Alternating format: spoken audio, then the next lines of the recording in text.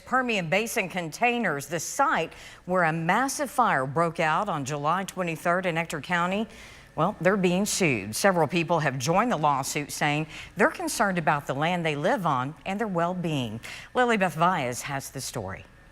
Just absolutely devastating. We just knew it was going to blow up. Last month's fire at Permian Basin Containers left behind more than charred property. It's really been traumatic. I can't even tell you how bad. We had some plans. It's kind of ruined our retirement and everything. We had plans of building an RV place, and we've already got money invested in that. It's left nearby neighbors concerned over matters such as their well water. I had to hook up to city water. It took us a while, and it cost us about $8,000 to hook up. Their soil and their health. But these are all folks who either have had their property ruined by the fire and the resulting aftermath, have experienced health problems, physical sensations. We have folks who have had everything from severe headaches that required a trip to the hospital to coughing to, eyes burning, mouth burning, all these physical symptoms.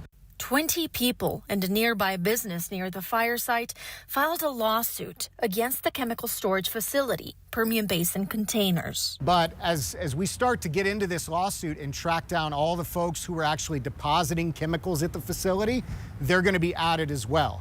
Because anyone who saw this had to have known the type of danger that they were putting people in.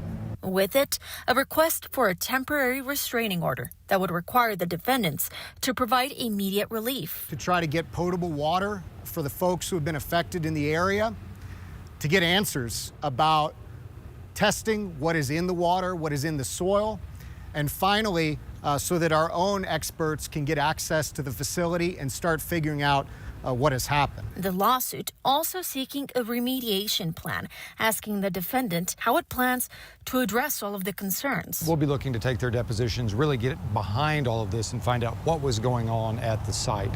Of course, at the end of the day, what we're looking for is a trial in front of Permian Basin's, fellow residents here in Odessa to really bring justice for the victims of the fire.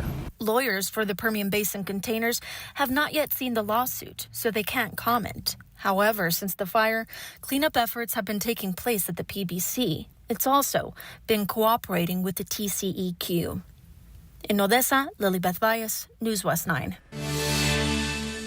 Well, here's the latest on the cleanup at the Permian Basin Container site. According to State Representative Brooks Landgraf, results from soil samples from the nearby homes is still pending.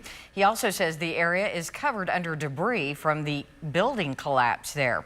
Landgraf says the TCEQ requested that the remediation contractor provide a timeline for demolition and removal of the building in this area so the smoldering areas can be addressed by Odessa Fire Rescue.